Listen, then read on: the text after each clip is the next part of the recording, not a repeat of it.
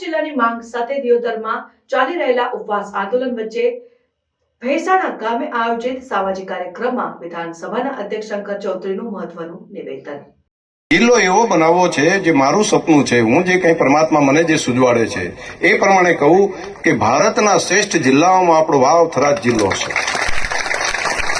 એ આધુનિકતાની સાથે હશે, એ ટેકનોલોજીની સાથે હશે, એ આર્થિક ઉપાર્જન માટેનો પણ જિલ્લો હશે, એક સુખ શાંતિ માટે, લો એન્ડ ઓર્ડર માટેનો, કાયદો અને વ્યવસ્થા માટેનો હશે। અને એક એવો જિલ્લાનું નિર્માણ કરીએ કે આપણે કંઈક આજીવન નથી, પરંતુ 50-100 વર્ષ પછી પણ પ્રજા યાદ કરીને એમ કહે કે આ લોકોએ ખૂબ મહેનત કરી ત્યારે આવો મજબૂત પાયો નખાણો, અને એવો મજબૂત પાયો નાખવાનું કામ એ આપણે આ સરહદી ધરતી ઉપર કરીએ છીએ।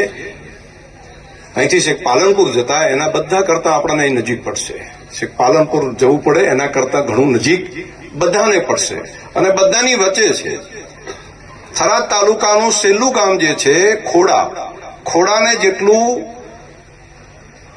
થરાદ થાય એના કરતા દિયોદર તાલુકાના છેલ્લું ગામ અહીંયા વખા છે, વખાને એનાથી નજીક પડે। વખામાંથી આવેલો દિયોદરથી પેલી બાજુ વખા હોય એને ત્યાં જવું હોય તો એને નજીક પડે થરાદ। વખા ઈસરવાને પણ ત્યાંથી ઈસરવાને નજીક પડે, ત્યાંથી જઈને હું ડુવા છે તો ડુવાને જેટલું દૂર પડે ને એના કરતા વખા ઈસરવાને નજીક પડશે। તો આટલું વચ્ચોવચ્ચ છે, બધાનું હિત હચવાય ને એ રીતની વ્યવસ્થા થઈ છે। તો આ બધું એક ખૂબ સરસ મજાની વ્યવસ્થા કરી છે, અને તમારા બધાનું હિત સાચવવા માટે બેઠો છું। એની ચિંતા ના કરતા, બધાનું ધ્યાન રહે, બધાનું પેલું કલ્યાણ થાય, અને ખોટા રસ્તા ઉપર નહીં લઈ જવું, ભરોસો રાખજો। એક વખત એવું લાગતું હશે નવું હોય ત્યારે બધા આમ બધા વિચાર કરે, પરંતુ એ તમારા બધાના હિતનો વિચાર હશે, તમારા બધાની નવી પેઢીના કલ્યાણ માટેનો વિચાર હશે। આ વાતનો ભરોસો બધા રાખજો। આટલી વાત મારે કરવી હતી।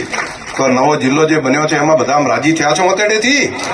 તો જરા બે હાથ ઊંચા કરીને તાલી પાડો ને કેમેરા વાળા લે।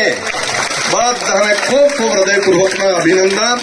નવા વાવ થરાદ તાલુકાની જિલ્લાની અંદર આપ સૌ આગળ વધો, અને આપ સૌ નવા વાવ થરાદ જિલ્લામાં કલ્યાણ બધાનું થાય એવી હૃદયપૂર્વકની ખૂબ ખૂબ બધાને શુભકામનાઓ। ખૂબ આભાર।